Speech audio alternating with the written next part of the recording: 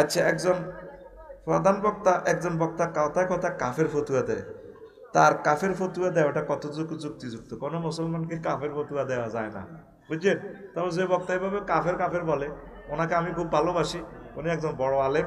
ওনার কাফের ফতুয়া মানে আল্লাহর নিয়ামতের অস্বীকৃতি আর কি, এমনি আসলি কুফুর নয়।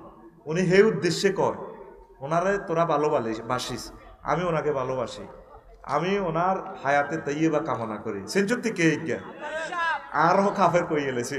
আমি এটা রাগ করি না, আমি ওনাকে আসলে ভালোবাসি।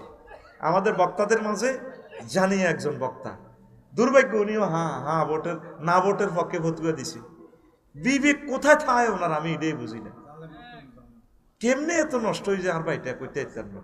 দোয়া কর আল্লাহ আমার ওই বক্তাটারে দিনের জন্য কবুল করো। অনেক কিছুদিন আগে বলছে গণতন্ত্র জায়েজ নাই। আচ্ছা বুঝলাম জায়েজ নাই, তো ভোটে তো জায়েজ নাই।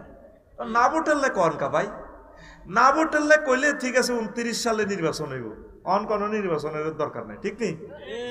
নির্বাচন যদিও হ্যাঁ ভোট দিতে হইব, এটা আপনার বিবেকের কাছে দাবি।